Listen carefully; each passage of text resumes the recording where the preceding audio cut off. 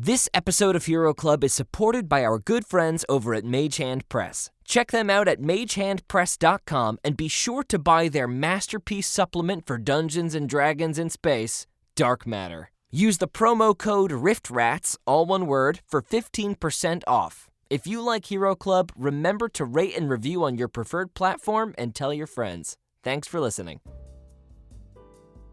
Welcome to Hero Club. I'm Nick Williams. And I am George Primavera. George and I have been playing D&D together for years. Now, a lot of people think you need to be a big, huge nerd boy to play Dungeons & Dragons. But in reality, you just have to be willing to spend 4 hours of your own time on a weekday trashed on cheap beer cross-legged around a coffee table. I lost a game of Flip Cup in 2012, so I had to buy all the books and learn how to be Dungeon Master. My dad was disappointed. Yeah, he was. But after a game or two, we realized that it's actually a really fun and effective way to tell an awesome story. Yeah, it's like long-form improv, but you kill more people. Here's what you need to know. George creates a world and the framework for a cool story. And the players, like Nick, create characters beforehand, all with special abilities, sometimes magical, sometimes not, and they adventure through the story as best they can, trying not to die. We, the players, roll dice to see if our improvised actions fail or succeed, trying to beat a number in George's head that he promises he doesn't change at will. But at the table, I am God, my game, my rules. Okay, so it's as nerdy as you thought. You know what? Just off, man. Oh, right off, all right, okay? Nick, maybe don't tell everybody to F off. And it's not that nerdy. I mean, we get rid of all that stupid math, and we add music and sound effects and stuff like that, so, you know, it's cool.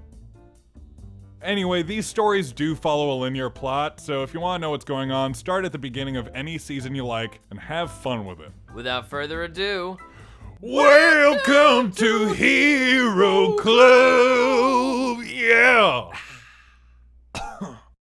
In the year 2119, the world's first contact with extraterrestrial life is made. An obelisk bearing foreign symbols crash lands in the middle of Death Valley, California. Dr. Thomas Hastings, lead research coordinator at Area 51, determines the obelisk to be a long-range radio wave communicator, and after many months of study, learns how to send messages using it. And so Dr. Hastings disobeys all protocol and sends a lexicon for all of Earth's known languages. 3 days later, the Galactic Armada of the GCC, or Galactic Coalition of Civilizations, appears in orbit. And after quashing a few preemptive acts of aggression across the world, peacefully inducts humanity into the GCC. Now, 100 years later, in 2219, technological advances have surged at an unprecedented and unfathomable rate. With intergalactic travel possible, the potential for life in the universe has grown exponentially.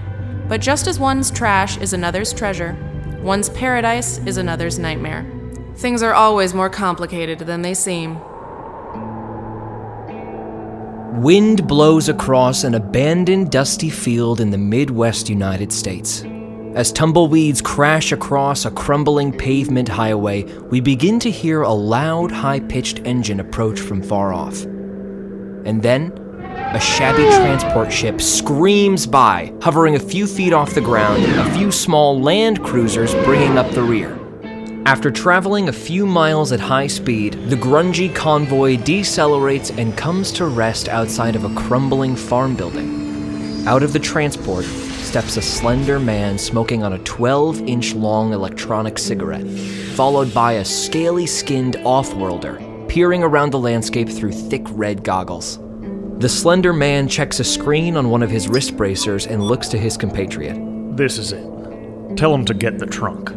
Out of each small cruiser step two armed human guards, each wearing an earpiece and sunglasses. Several of these men grab a metallic chest the size of a coffee table from the back of the large transport and begin shuffling towards the entrance of the decrepit barn. The lizard-like creature, or chromite as they are more accurately called, flicks a switch on his goggles and they flicker with a blue light for a brief moment before returning to their original red. Just one hot blood inside.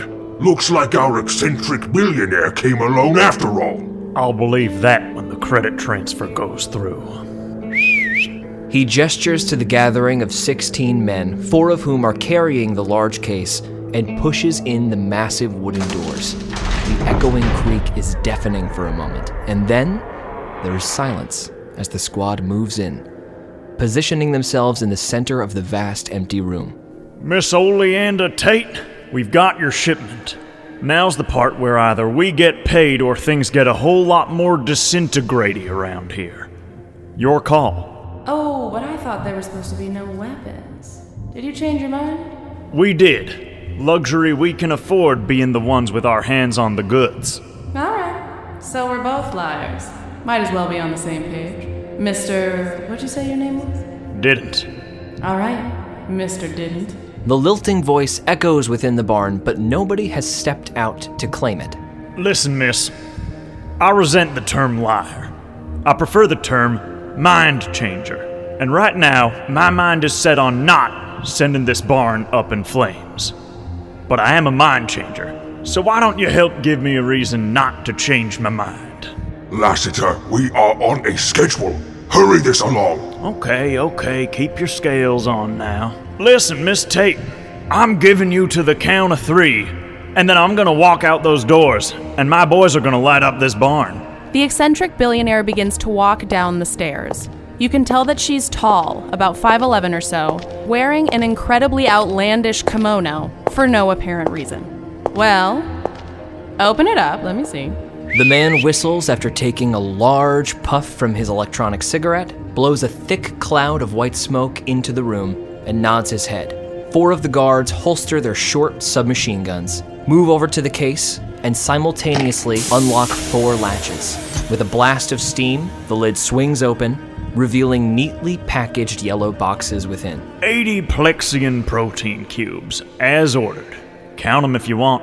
No, that's fine. But no need to be so tense. Why don't we liven things up and listen to a little music?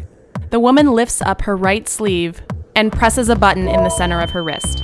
An extremely high-pitched tone pierces the air, bringing everyone but the woman to their knees, hands over their ears, screaming. What is this? As soon as the men drop to their knees, the woman shirks the kimono, revealing Raegan Cross. She has a short black bob and bright blue eyes with a gaze sharp enough to put doubt into the heart of even the most confident man. She wears a pair of forest green cargo pants, a black long-sleeve shirt, what appear to be cherry red high tops, and has a dark brown, well-worn leather jacket over all of it. After shirking the kimono, she pulls out a blaster and unloads at Mr. Didn't. 15, nat 20, 24. 3 hits as 3 green lasers emit from the blaster, impacting in Mr. Didn's chest. The man goes flying, tumbling over the big metal chest. Return fire! Return fire! CB, now! Crashing through the skylight of the barn and onto the unsuspecting men is a 7-foot-tall, 700-pound mech suit, piloted by the minuscule CB. A Wendigan covered in green fur with large ears and a large green bristly handlebar mustache. He immediately levels his arm cannon at 2 men and lets off 2 blasts. 21, 20. 2 hits. They each respectively go flying into the walls of the barn. The scaly chromite vaults over the case to check on his friend. Lassiter, have you perished? Blast! Throws a rifle over the top of the case, closing it, pulls the bolt action back, and fires a massive purple beam at the big mech suit that has now landed in the middle of the barn. But the blast goes wide as the mech suit moves deceptively quickly. Kill them! Kill them all! A flurry of laser blasts fills the barn, but both Raegan and CB quickly find cover, avoiding all of the fire. There's a loud click as the chromite begins to reload his massive laser. Raegan launches herself over the case and brings down 2 fists, attempting to hammer punch the man. 23, 19. 2 hits. For 17 damage. CB's boots light up with flame, and he goes horizontal, careening towards the next group of men. Get out of the way! 13. 3 of the men attempt to dive out of the way, but aren't quick enough, and CB's enormous mech suit carries them into the wall of the barn, pancaking them against the thick, rotted wood. They all slide to the floor. The chromite throws his laser to the ground and begins to engage in fisticuffs with Raegan. I have never lost a bout with a hot blood. One punch is very easily broadcast, and Raegan is easily able to dodge it. The other one, an uppercut, lands in Raegan's stomach. She takes 6 damage. Well, I hate for today to be your first. Raegan throws 2 hooks before grabbing the chromite behind the neck and kneeing him in the stomach twice. 18, 22, 23, 15. For 31 damage. The chromite falls onto the ground, completely unconscious. CB wheels on the rest of the barn, taking in the amount of men that are still left. Screw this! Run! Before they can get away, a disc-shaped plunger on the back of CB's mech suit spirals upward and then drops back into place, sending a massive destructive wave of energy towards the men. 5 of the men go down hard as the shockwave causes their knees to buckle and their heads to slam into the ground, almost as if the ground is shooting up to meet them. The remaining few book it out the doors of the barn. As they reach the door, the aftershock causes some of the wood in the barn to splinter apart and fall from the ceiling, blocking the door and burying the remaining men. The dust begins to settle, and all is quiet. CB pops the visor on his mech suit. Friggin' A, now that's a scrap. Who'd have a dart?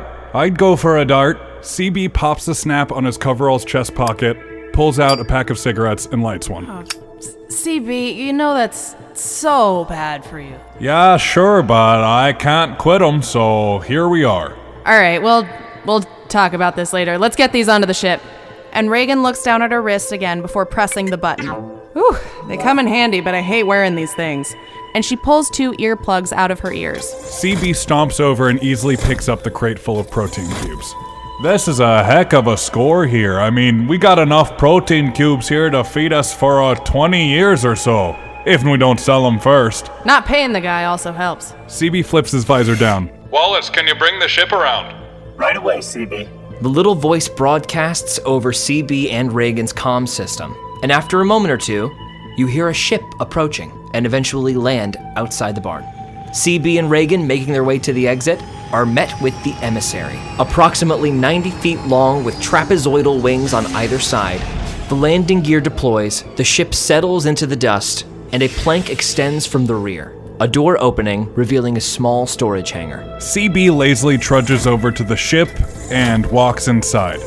As soon as he's in the hangar, he puts down the crate, opens up his mech, and hops out, revealing his diminutive size. All told, he stands at about 3 feet even, with prehensile feet. All right, let's get these packed and ready to go, and let's get out of here as fast as possible. Hey Wallace, can you get her up and ready? The computer voice now broadcasts over the PA system of the ship. Right away, Captain. Thanks, hon.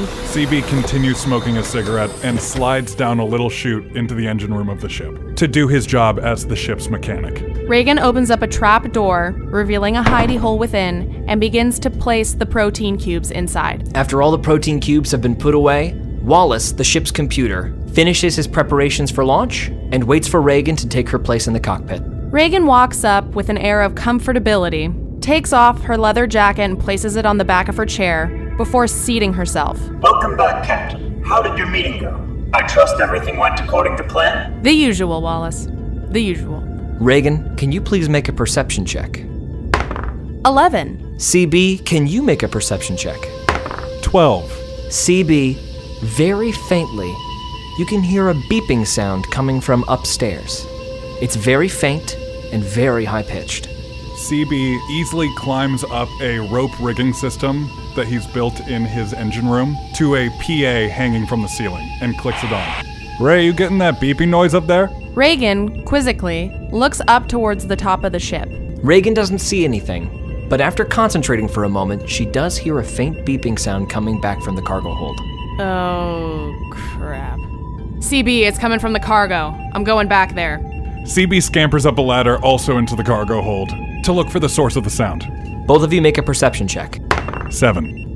9. After about 10 minutes of looking for the incessant beeping, finally they find the source on the bottom of the big metal trunk. A red light is flashing, and the beeping sound is coming from a small device taped to the underside.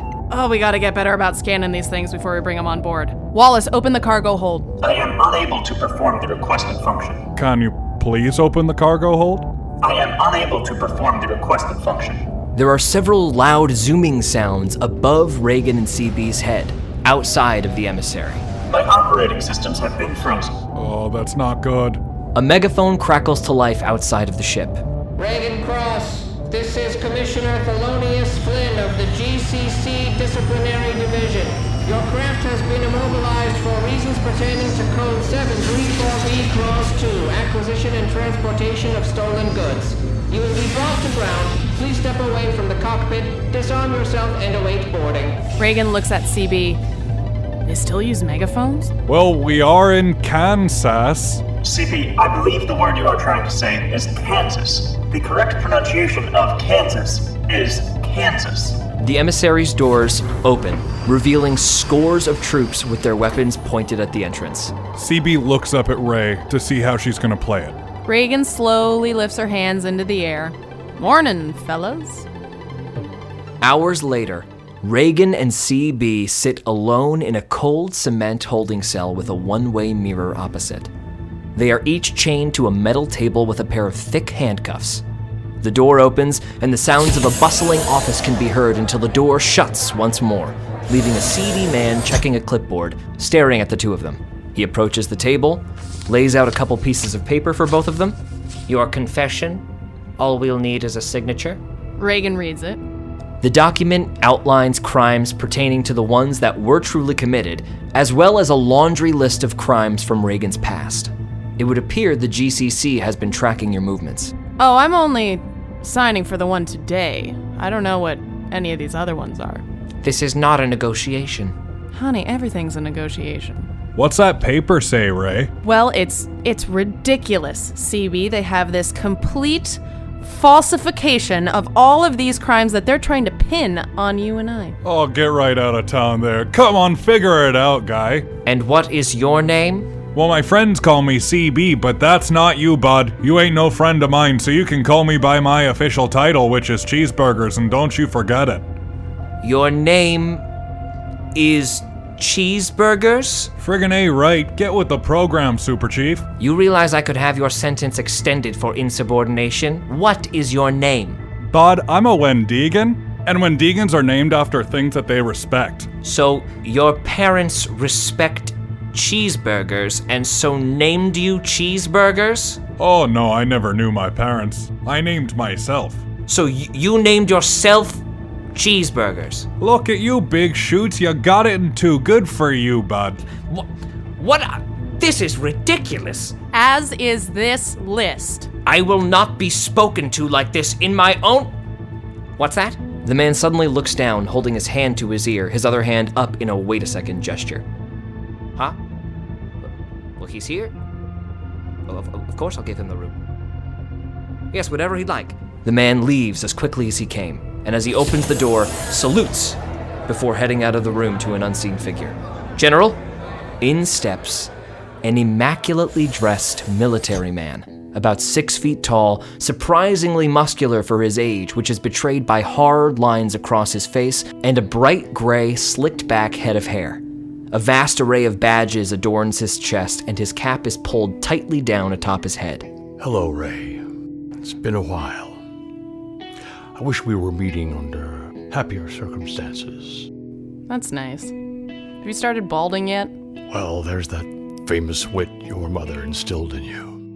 Ray, I'm afraid you've committed some very serious crimes against the GCC. Now, your options are very few. Shall I outline them for you? Or are you sure you know them already? Who's this joker now? CB, Dad, CB. General Dorian Cross. Yeah, Dad. No, like the dad? Like your actual father that you talk about all the time in such a negative way? That one. Well, it's nice to meet you there. My name is CB, but you're not my pal, so you can call me Cheeseburgers, bud. Plural, not singular. I always did love your friends. Oh, I'm surprised you remember any of them. I don't. Figures. Raegan, you're in a lot of serious trouble. You could be spending up to 30 years in a Gondorian hex cluster. But we do have another option, if you are interested. Well, although I do love Gondoria. What you got? General Cross sits down across from CB and Raegan, pulls out a large folder stuffed with papers, and flips open to the top page, revealing a picture of Sylvia Cross, Raegan's younger sister, in a full military uniform. Raegan, kind of forgetting herself, leans forward to look at the picture. How is she? Well, I'm afraid no one knows. Your sister is gone. She disappeared after a solar flare caused Stargate to short out mid-flight and her ship completely disappeared. It has not turned up in any of our radar centers across the galaxy. Stargate is still active. Any ship we send near it shuts down and gets sucked in. We need you to get through. It's a research mission to see what's on the other side. We assume it is an unexplored galaxy outside our range. Research mission? You expect me to buy that? You're sentencing me. However you would like to frame it, Raegan. I don't see that you have much choice. I did warn you the last time we spoke. Dad, you know I've never been good with rules. All of this flippancy, and yet not one word of concern for your sister. And here I thought you might have softened some. Raegan leans across and slowly begins to take the picture of Sylvia off the top of his pile. I put that fact in my repression box. I'll take it out and process it later. I'm going to level with you, Raegan. The GCC won't approve a rescue mission, but they are very enthusiastic about research. So the primary objective of sending you through Stargate is for you to return with maps and samples. But finding your sister is secondary in priority. You see a little glimmer of honest pleading in the General's eyes, his jaw tightly clenched and his lips forming a hair-thin line across his face. So, Ray, the choice is yours. Which will it be? Prison or Sylvia? The fact that you have to ask shows you still don't know me at all. The General leans back in his chair, just barely giving away a little bit of relief, and he moves to his ear, speaking into his earpiece. Send her in. The door swings open to reveal Cora Icehill, a 3-foot-tall Glacian with blue skin that acts as armor, walks in wearing a white lab coat. This is Ice. She'll be joining you. You'll leave within the hour. We've outfitted your ship with void plating and a dark matter engine, so you'll be properly prepared for out-of-orbit travel. Actually, you can just call me Cora. Ice and cheeseburgers. Cora. CB raises his shackled hands in a little wave. Nice to meet you, Ice. Just Cora. Just Cora. Bon voyage. The General leaves, the door opens and shuts, leaving Dr. Cora Icehill alone in a room with CB and Raegan.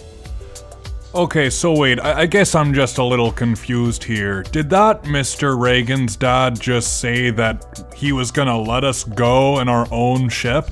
Well, technically, you are under the jurisdiction of the GCC and this current mission for research. Right, yeah, I heard all that stuff, but once we're in our own ship, can't we just go wherever we want? Why would you do that? We're working for the GCC. I don't understand what's happening. Raegan isn't focusing on either of them and is letting them talk. She's slumped back in her chair and is staring at the picture of her sister in her lap. The point is we're convicted felons, right? Why would someone trust us to just get into our own ship and do something that Big Brother says? Well, don't you want your records cleared? Isn't that an incentive? Isn't that something you want? You mean like the whole record? Like all the stuff, like going all the way back? Yes, I believe so. Well, heck yeah, that sounds pretty good. I didn't know that was on the line. What do you say, Ray? Raegan doesn't look up from the picture. Is she okay? Ray, the Glacian lady asked you a question over here, so you want to stop staring at that picture of that lady I've never met? Yeah. I'm good. Well, phew. The door opens and the seedy man from before wheels in a massive rack of suits, all a bright shining white, with visors similar in style to CB's mech suit, sort of a large transparent bubble on top. You'll be changing into these cheeseburgers and company, rolling his eyes. That's a nice gateway into my next question, which is where have you put my suit? All of your materials are on your ship waiting for you. Fair enough. If someone took my jacket, I'm coming back here and I'm taking you first. We have confiscated all stolen materials, but your personal effects have remained untouched. Yes, my personal jacket, unstolen, of mine, property. Yes. I'm going to ignore that because I can't be bothered. The three of you change. Turn the camera off first, perv. With a sardonic look, he waves to the one-way mirror, and a bright red light in the top left corner of the room goes dark. CB jangles his handcuffs. No, CB, you're supposed to change. It's rare that I dislike prisoners as much as I do now. Oh, good. So we did win something today, CB. Pitter-patter, big shoots, places to be. The man pulls out a ring of keys and begins to unhook you from the table. I hope you get obliterated by that Stargate, you stupid cheese. Sorry, what was that? Good luck. Dr. Icehill, do you require any further assistance? I can take it from here, thank you. Very good. Oh, he hands to the Galatian what looks like a small key fob. Just in case they give you any trouble, give that red button a push. Well, alright then. He smiles at both CB and Raegan. Have a wonderful trip. Thanks. We'll send you a postcard. With a last eye roll, the man closes the door and allows the three to change. Raegan walks over to the row of suits, finds one her size, and begins to put it on. I hope they made one small enough for both of you. You get your own, I'm assuming, Ice. I'll only be needing this. Cora rolls up her sleeve and presses a button on her control panel. What initially looks like a necklace mechanizes and turns into a gas mask. I can breathe fine through this. Oh, but what about the rest of you? Perks of being a Galatian. Your skin can withstand the cold of space? Oh yes, my entire planet is basically a wasteland of ice. Cool. Thanks! You're welcome. CB puts on the tiny suit hanging from the rack. There's a knock at the door and a call from outside. Hello? Just checking if you're free already. Without answering, Raegan opens the door and proceeds to leave. She is stopped by a very large, square-looking droid with no moving facial components, just a large smiley face drawn on the front. The voice emits from a speaker box on the top at about eye level. If so, follow me down this hallway. If not, say wait. Alright, let's go. The top of the droid's body rotates 180 degrees and begins to move down the hallway, wobbling back and forth on large, clumsy paddled feet. After walking about 4 feet, it stops, turns 180 degrees again, its painted face now facing you, and says, I'm sorry. I've noticed that you are not following me. Did you mean to say wait? If so, say yes. Para español. Díselo. Español. Espanol. Muy bien. Vamos, amigos. The droid turns 180 degrees once again and waits for you to follow it. Wow, you speak Spanish? No. You heard the guy. Let's go. The three begin to follow the wobbly droid down a long, cold hallway, eventually reaching a pair of elevator doors, which promptly open upon their approach, and the droid steps back, allowing them entrance into the elevator. Por favor, cuida su paso. English, please, English. I have detected you saying, English, please, English. do you wish to continue in English? If so, say yes. Yes, please. Alright, I will continue this conversation in English. Watch your step. Entering the elevator, the trio sit on a long bench with a roller coaster bar that locks into place like a big seatbelt. The doors begin to close as the droid bids you farewell. The GCC thanks you for your cooperation. Toodaloo! And the doors close. The pod lurches forward rather than up or down, and after about 5 minutes, the doors open once again, revealing a massive, extremely busy hangar. People are loading supplies onto the emissary, all the while maintaining certain meters and gauges, flipping switches, pressing buttons, turning dials. Nobody pays you any mind as you walk across the vast floor to the already lowered plank. The exterior of the emissary has been cleaned and outfitted with dark reflective paneling, supposedly the void plating that the general mentioned.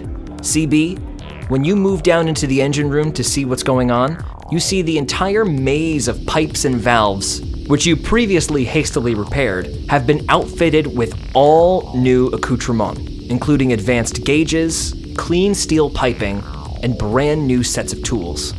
In the center of the room is a pedestal with an orb that seems to float just a couple inches above it. A small red dot floats in the center of this translucent orb. Sitting next to the pedestal is a gigantic book filled with dog-eared pages. The title of this booklet, Dark Matter Engines for Dummies.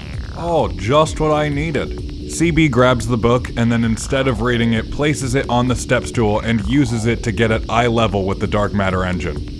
Who do they think I am? Don't know what a dark matter engine is. Get out of here, you jokers. Figure it out. CB gets to work tinkering on the dark matter orb and checking the vitals of his new engine. Back up in the hangar. So, where CB just went, that's down to the engine room. Over there's the kitchen. We do our food stuff. Bathrooms kind of right before it. You see that little door? It's right there. And guess we'll have you in this room here. And Raegan gestures over to her right down a hallway. Cora walks down the hallway and enters the room. The door opens to reveal a very small 10 by 15 room, the floor of which is covered in cigarette butts. Oh, geez. Oh, no. I'm really sorry to bother you with this, but I'm gonna need a more sanitary space. I mainly deal with medicine and biological samples that can't be contaminated. And this room, to be frank, is quite filthy. If you don't mind me asking, how did you start working for the GCC? Well, the GCC is particularly interested in Glacian technology. They often come to our planet to recruit, but Glacians are home dwellers. But I'm a bit of a rebel myself, and I wanted to explore what the world had to offer, or I guess, the universe.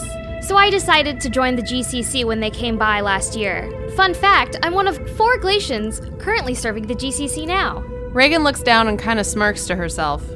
Let's see if we can't find you somewhere a little more sanitary. Oh wow, I'd really appreciate that, thanks. Yeah.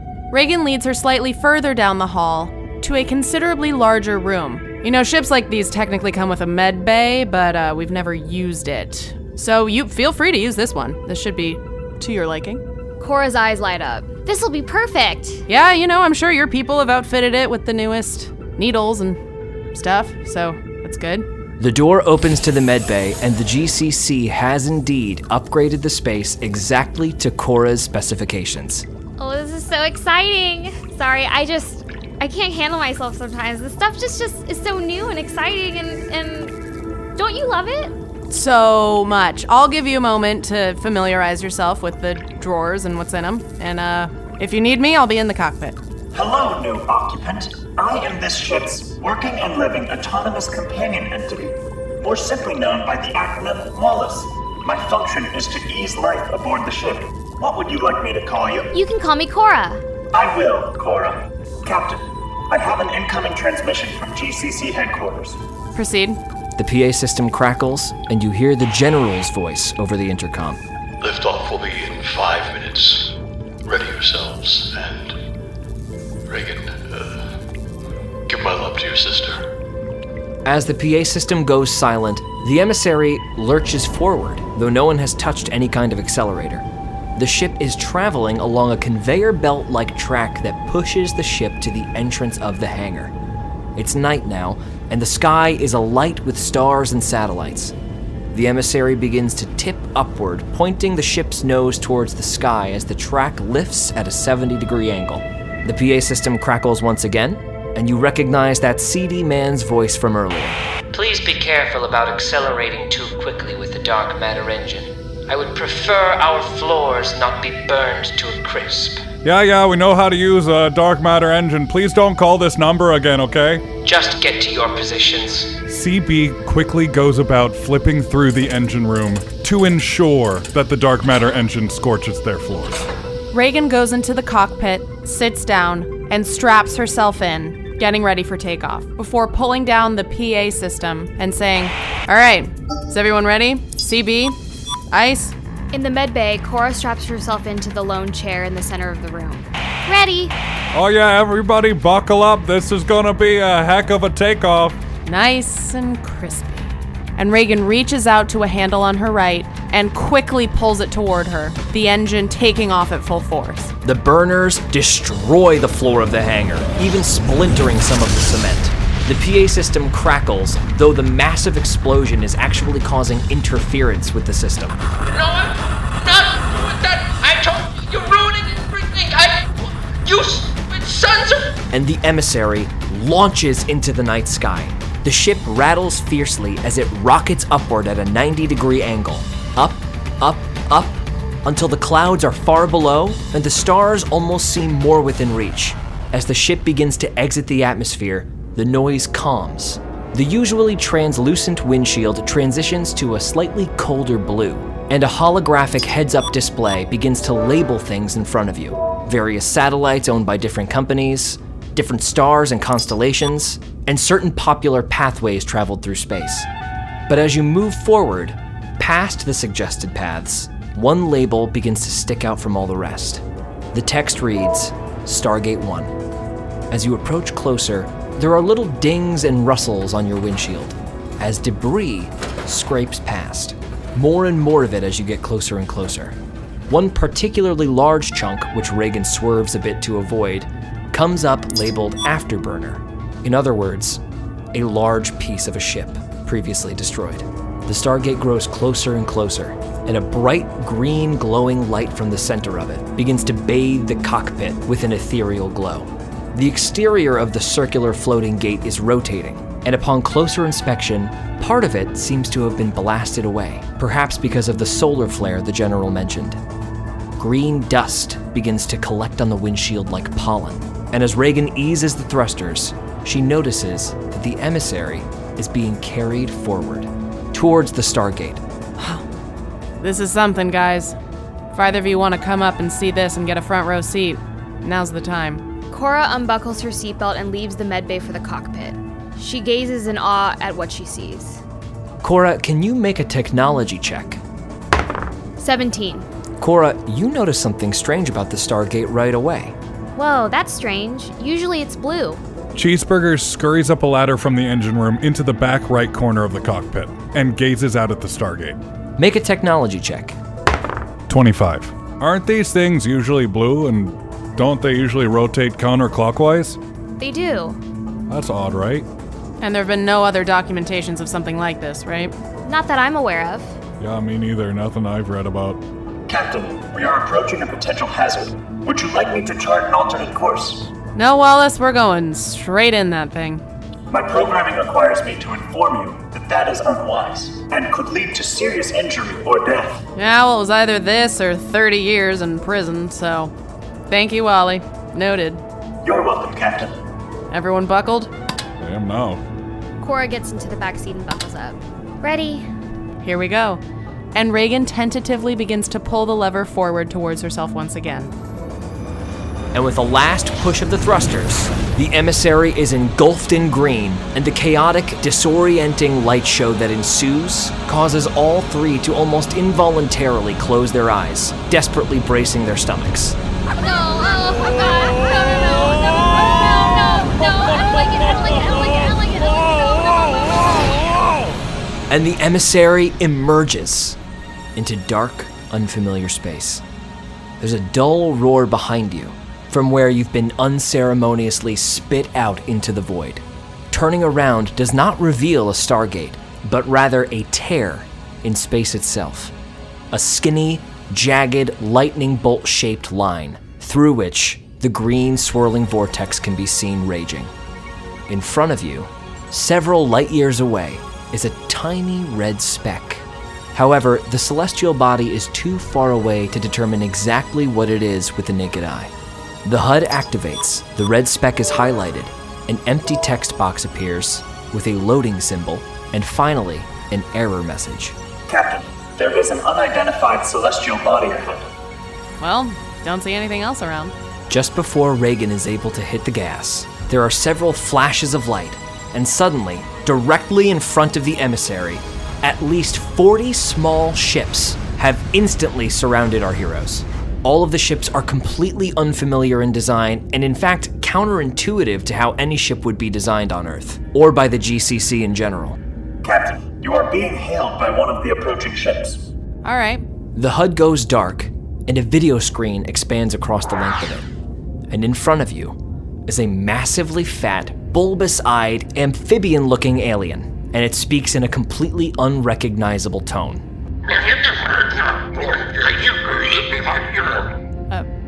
Wallace, can you translate? I am unable to detect the language you would like me to translate. Raegan raises both of her hands up and looks imploringly at the creature. I'm very sorry. We are not able to understand you. The screen goes dark. All right, that was easy. And then a blue beam fires from every single ship surrounding you, trapping you in a sort of gravitational bubble. The ship's engines go quiet, and you are floating dead in the water, so to speak. Easy peasy, lemon squeezy. Is a lemon squeezy really easy?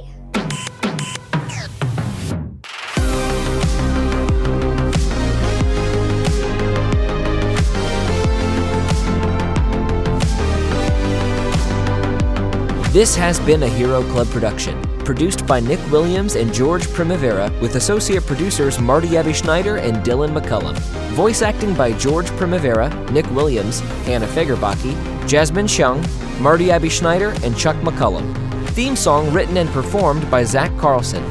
Special thanks to Kevin MacLeod for his incredible music, Mage Hand Press for their genius D&D 5th edition homebrew, and Marty Abbey Schneider for his amazing artwork. Thanks for listening, and welcome to the club.